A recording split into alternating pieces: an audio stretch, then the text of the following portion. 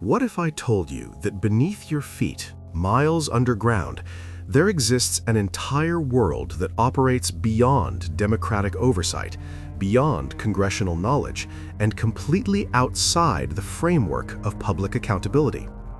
A world where the normal rules of transparency, documentation, and institutional memory simply don't apply. This isn't science fiction. This is the documented reality of how modern governments manage their most sensitive operations. And understanding this shadow architecture reveals something profound about the relationship between citizens and the state in the 21st century. The story of Dulce, New Mexico is not really about aliens or underground battles with extraterrestrial beings. It's about something far more unsettling and far more real. It's about how secrecy becomes self-sustaining, how the absence of information creates a vacuum that human minds rush to fill, and how institutions designed to protect democracy can become the very mechanisms that undermine it.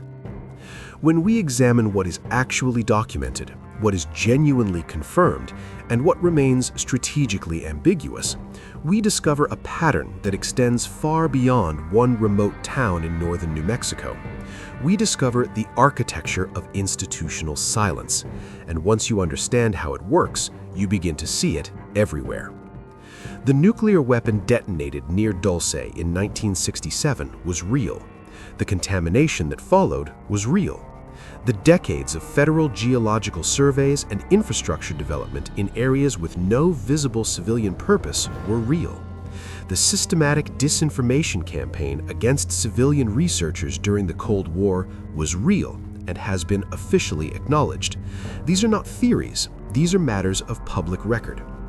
What remains unclear is how these documented facts connect beneath the surface, and that uncertainty is not accidental. It is engineered. For the next half hour, we're going to trace the evolution of government secrecy from World War II through the present day, examining how underground facilities became the perfect expression of unaccountable power, how the Dulce narrative emerged from the intersection of real classified activity and deliberate deception, and what this reveals about the fundamental tension between security and democracy in the modern age. By the end, you'll understand why stories like Dulce persist, not because they've been proven, but because the systems that could disprove them are designed never to provide that closure. You'll see how silence becomes its own kind of statement, and why the question isn't whether we should trust extraordinary claims, but whether we can trust institutions that refuse to engage with ordinary questions.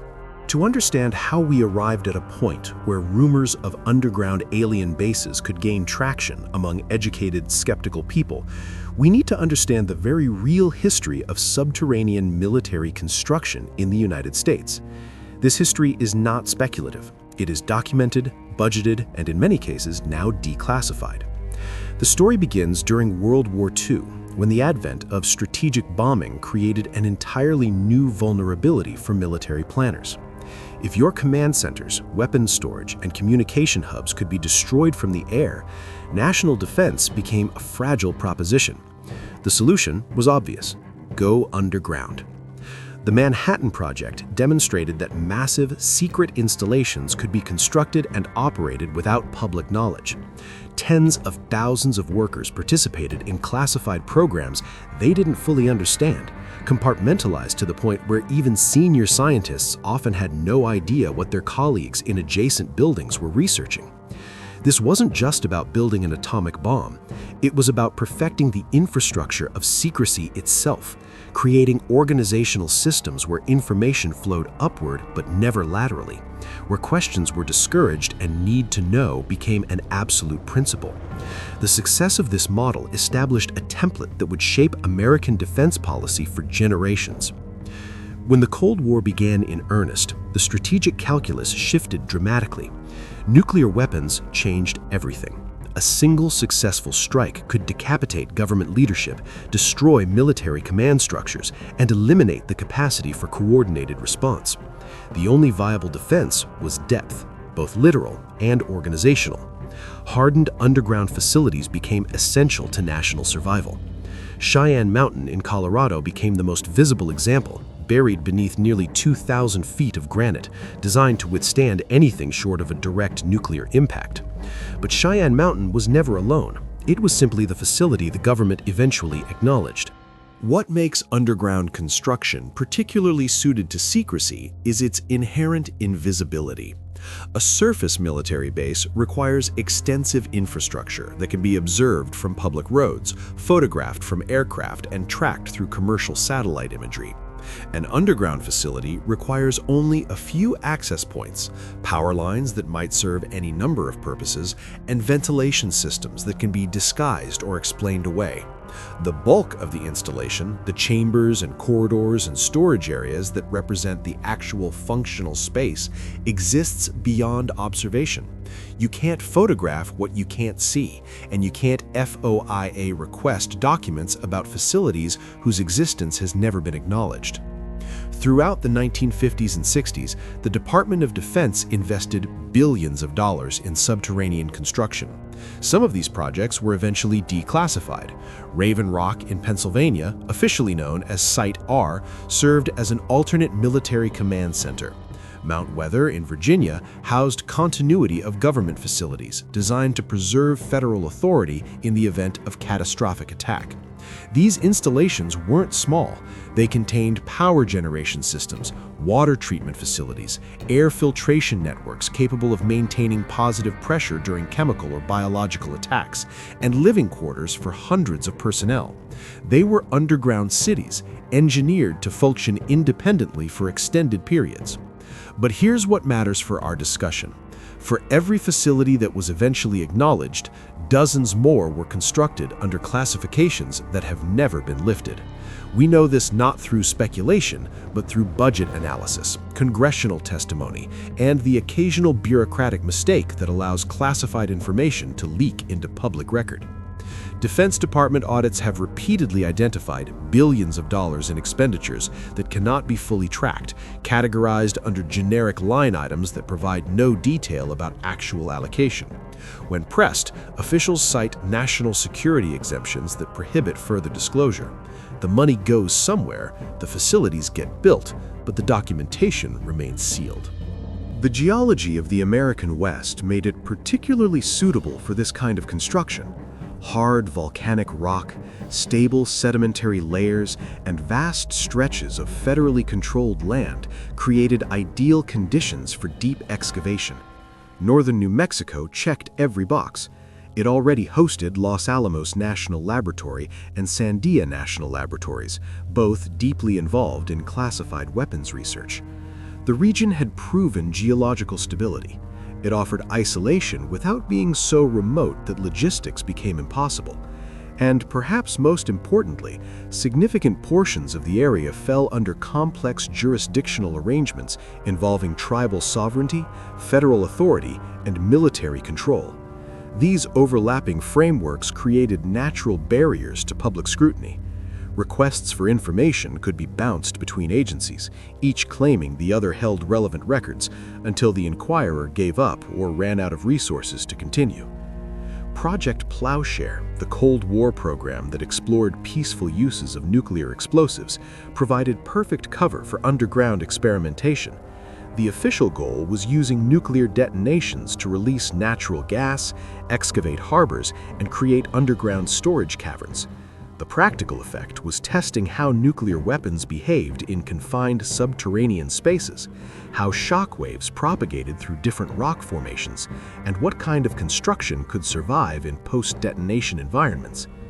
When Project Gasbuggy detonated a 29-kiloton device more than 4,000 feet below the surface near Dulce, it wasn't just about natural gas extraction.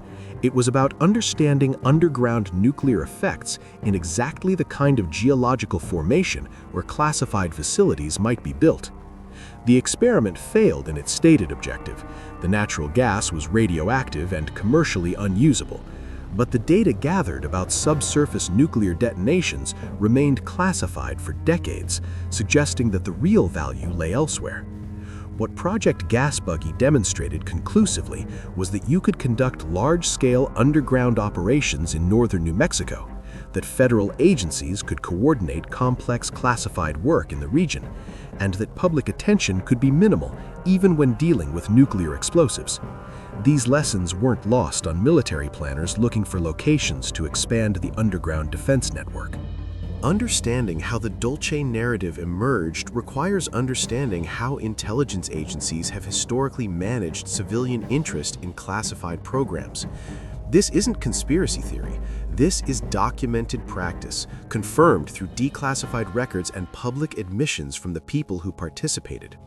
The Paul Bennewitz case stands as the clearest example of how far these agencies were willing to go to protect operational security, and it reveals the mechanisms that would later shape every aspect of the Dulce story. Paul Bennewitz was an accomplished electronics specialist running a legitimate defense contracting business in Albuquerque. He held security clearances related to his work and had a technical background that made him more sophisticated than the average UFO enthusiast.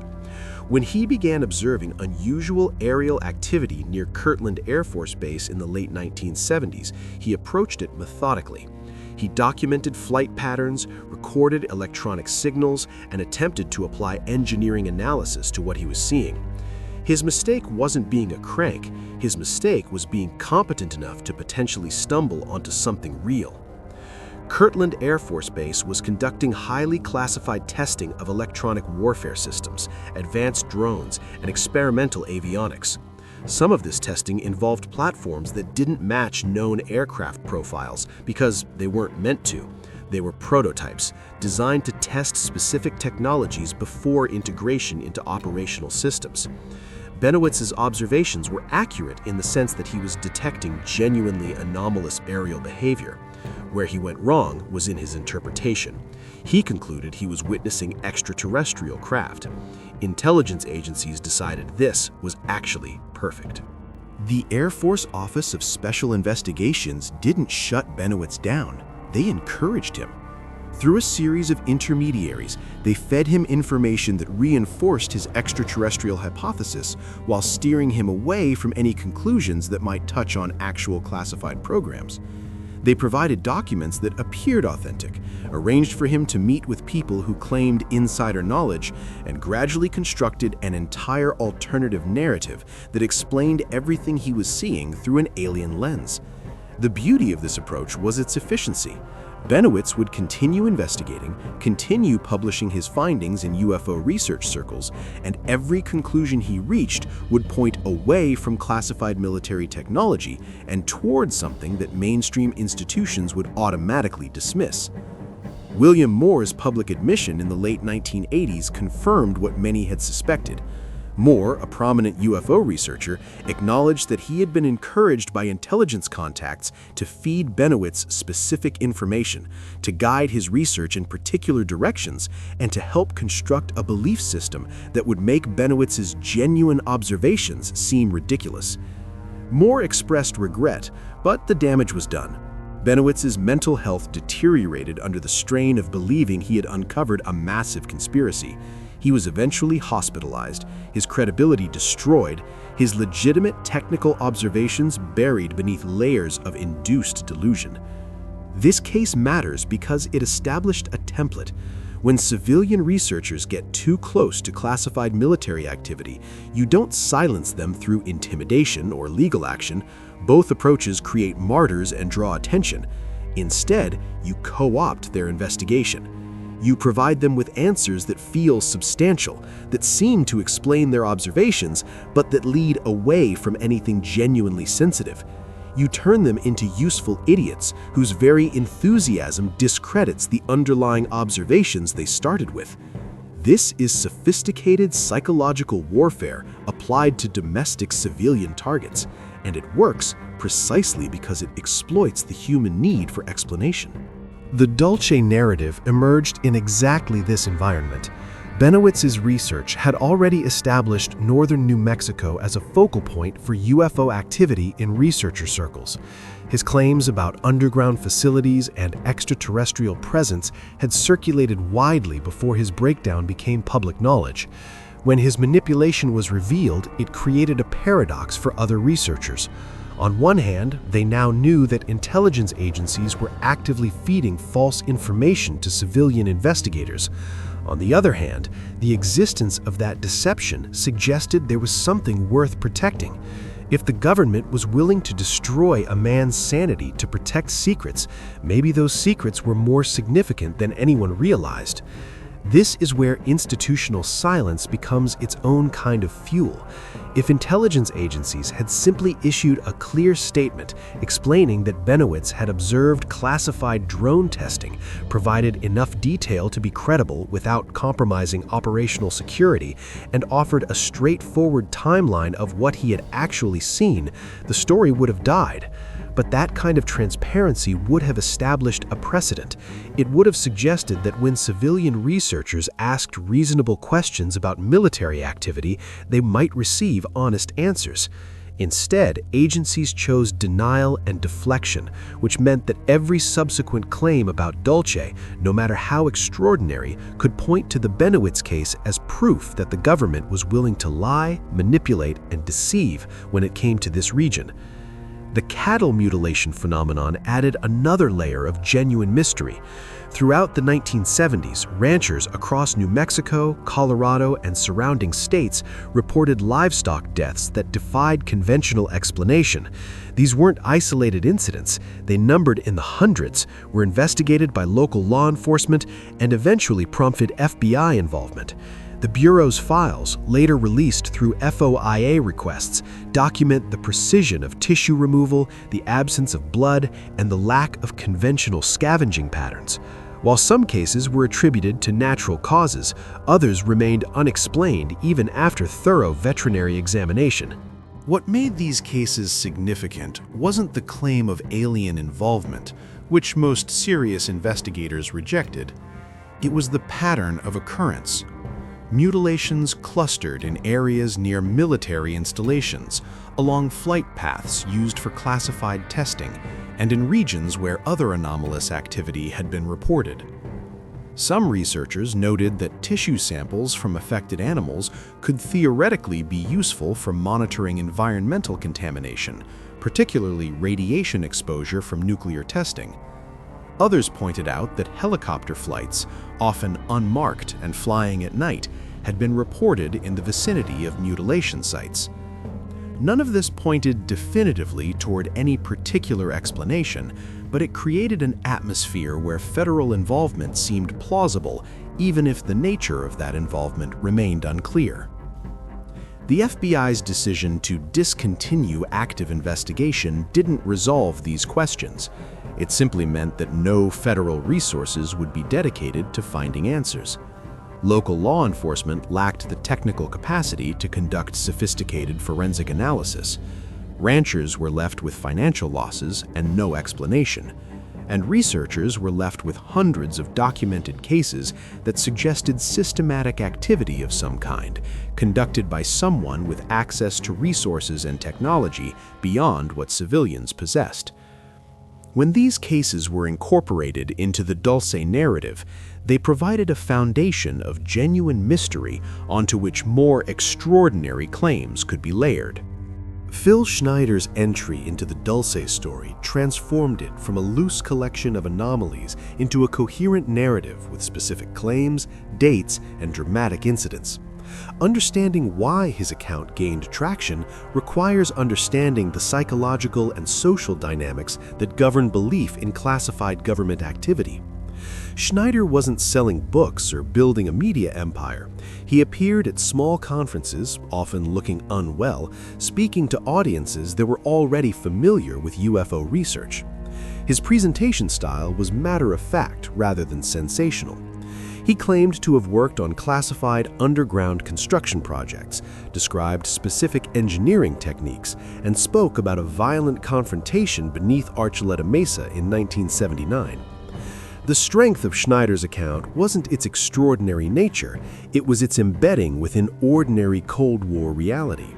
Everything he described about underground base construction was consistent with known military doctrine.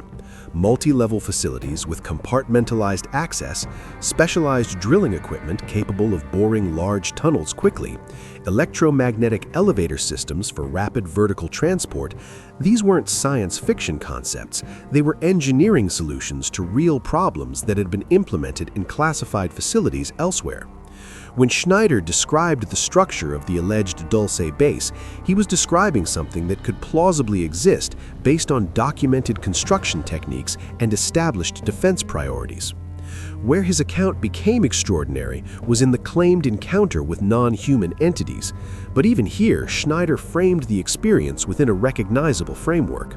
He described the incident as an accident, a breach into an existing cavern during excavation work, followed by an armed response from security personnel. The violence he described wasn't cosmic or metaphysical, it was tactical, immediate, and brutal. Personnel were killed. He was injured. The facility was sealed. This narrative structure made it feel real in a way that more elaborate alien contact stories didn't. It had the messy, incomplete quality of actual classified incidents rather than the polished coherence of fiction. Schneider's visible injuries added credibility. He was missing fingers, had obvious physical trauma, and appeared to be in chronic pain. Medical records confirmed the injuries existed. What remained disputed was their cause. Schneider claimed they resulted from the Dulce firefight. Skeptics proposed alternative explanations, including industrial accidents unrelated to underground bases. But the injuries themselves were real, and for audiences predisposed to believe that classified programs operated beyond public oversight, Schneider's physical condition became evidence that something traumatic had happened to him, even if the exact circumstances remained unclear. The consistency of his account across multiple appearances was also significant. Recordings from 1993 through 1995 show minimal variation in core details. Dates remained stable, descriptions of the facility's structure stayed constant, the timeline of the alleged incident didn't shift. This consistency suggested either genuine memory of real events or a carefully maintained fabrication, but it made casual dismissal more difficult. People who lie or confabulate typically introduce variations over time, adding details, contradicting earlier statements, or revising timelines as they forget what they've claimed before. Schneider's account didn't show those patterns. What Schneider provided was specificity. The Dulce base wasn't just underground somewhere, it had 7 levels. It wasn't just a generic military facility, it had distinct zones with different purposes and different levels of human control. These details allowed other researchers to build on his framework, to place their own observations and theories within a structure that felt detailed enough to be architectural rather than imaginary. The 7-level model became canonical within Dulce research, not because it was proven, but because it was specific enough to be useful as an organizing principle. This reflects a broader pattern in how classified program rumors evolve. Vague claims about secret bases or hidden technologies gain little traction because they provide nothing concrete to investigate or discuss. Specific claims, even if unverified, create reference points. They allow people to compare notes, to search for corroborating evidence, and to feel like they're engaged in genuine research rather than pure speculation. Schneider gave Dulce researchers a blueprint, and blueprints feel technical and real in ways that abstract claims never do. When Schneider died in January 1996, the circumstances immediately became controversial. The official ruling was suicide by asphyxiation. Family members disputed this, pointing to Schneider's repeated statements that he feared for his life and would never kill himself. They noted inconsistencies in the scene and questioned the method. Supporters emphasized that Schneider had explicitly warned audiences that if he died, it should not be assumed to be self-inflicted. Skeptics pointed to his documented health problems, financial stress, and psychological strain. Both interpretations fit the available evidence, and no definitive forensic determination resolved the dispute. What Schneider's death accomplished was removing the possibility of recantation. Dead men don't revise their stories. They don't admit to errors or confess to fabrication. Schneider's account became frozen in the state he left it, permanently unavailable for further questioning or clarification. For believers, his death became evidence of silencing. For skeptics, it became evidence of a troubled man's tragic end. Neither group could prove their interpretation conclusively, which meant the ambiguity would persist indefinitely. This is another way secrecy sustains itself.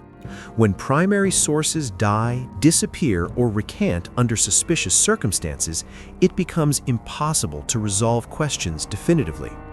You're left with testimony that can neither be fully verified nor completely dismissed. The normal mechanisms by which truth gets established, cross-examination, independent verification, longitudinal consistency checking, become unavailable. All that remains is interpretation, and interpretation is shaped by prior beliefs about institutional trustworthiness. The Dulce narrative's evolution demonstrates how quickly specific claims can become accepted as foundational within communities that are primed to distrust official explanations. By the mid-90s, the 7-level base, the 1979 firefight, and the presence of non-human entities had become established elements of Dulce lore. New accounts would reference these as known facts rather than allegations. Researchers would build on them rather than questioning them.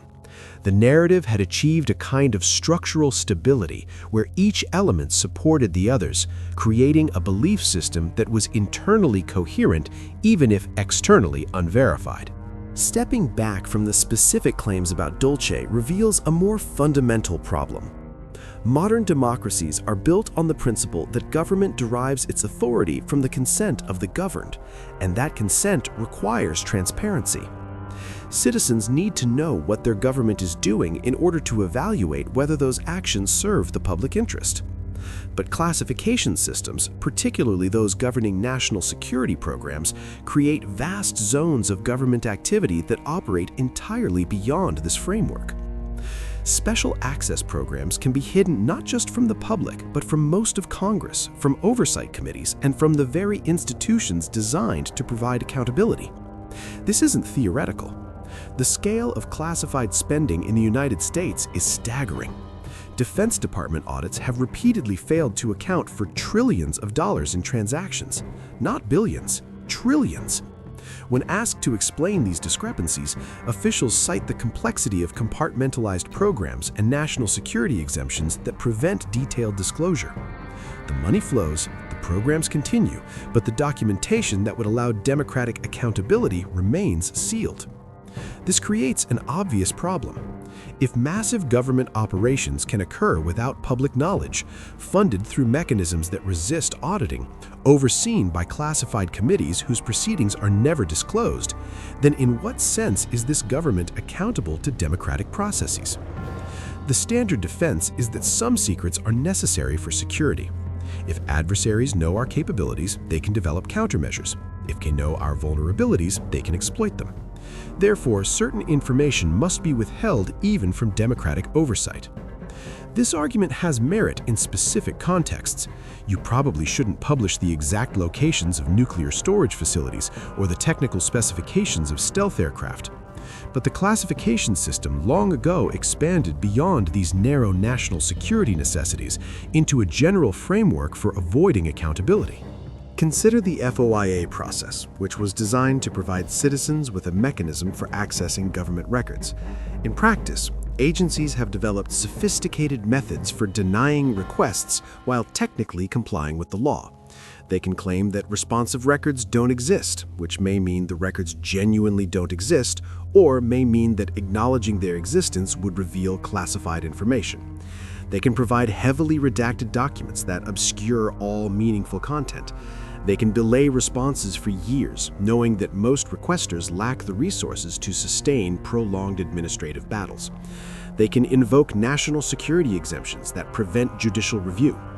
The result is a system where transparency exists in theory, but is nearly impossible to achieve in practice for anything genuinely sensitive. The Dulce story persists because it exists in this gap between what can be publicly verified and what remains permanently classified. Every element that could definitively disprove the claims, facility blueprints, construction contracts, geological surveys conducted for specific purposes, personnel records from alleged incidents, remain sealed behind classification barriers. Researchers can document nuclear testing in the region, confirm federal interest in the area's geology, identify infrastructure development that lacks obvious civilian purpose, and trace patterns of military activity near the site. But they cannot access the records that would explain these documented facts in ways that eliminate alternative interpretations. This creates a perverse incentive structure. The more important a question is, the less likely you are to receive a straight answer. Trivial requests might be honored. Requests that touch on genuinely sensitive programs will be denied, delayed, or answered with carefully crafted non-responses that preserve ambiguity. Citizens who persist in asking these questions are labeled conspiracy theorists, as if the act of questioning institutional secrecy is itself evidence of paranoid thinking. But the secrecy is real. The lack of accountability is real. The documented history of intelligence agencies lying to Congress, conducting illegal domestic surveillance, and manipulating civilian researchers is real. At what point does healthy skepticism about unaccountable power become conspiracy theory? The Dulce narrative's staying power comes from its resonance with this larger reality. Whether or not underground alien bases exist beneath Archuleta Mesa, the systems that would allow such facilities to be constructed and operated in complete secrecy absolutely do exist. They are not hypothetical. They are documented features of how modern national security states function. When people believe in Dulce, they're not necessarily believing in aliens. They're believing that institutions capable of conducting massive classified programs without democratic oversight would do exactly that if they deemed it necessary. And they're right. What we're left with is a democracy problem that extends far beyond any single location or claim. As classification expands, as black budgets grow, as oversight mechanisms are themselves classified, the space where genuine democratic accountability can operate shrinks. Citizens are asked to trust that unelected officials operating in complete secrecy are making decisions in the public interest, even though the public will never know what those decisions are, will never see the evidence that justified them, and has no mechanism for evaluating whether the outcomes served their stated purpose. This is not how democracies are supposed to function, and the cognitive dissonance between democratic ideals and the reality of the security state creates exactly the kind of environment where stories like Dulce flourish. The answer isn't to dismiss all claims of classified activity as paranoid fantasy. The answer is to recognize that institutional secrecy, when it reaches the scale we currently see, is incompatible with democratic accountability. As long as vast government operations can occur without documentation, oversight, or eventual disclosure, citizens have no way to distinguish between legitimate security measures and abuses of power. The Dulce story, regardless of its literal truth, serves as a mirror reflecting this fundamental failure of transparency. It shows us what happens when silence becomes policy, when questions go unanswered for decades, and when the distance between citizens and their government becomes so vast that nearly anything seems plausible in the space between.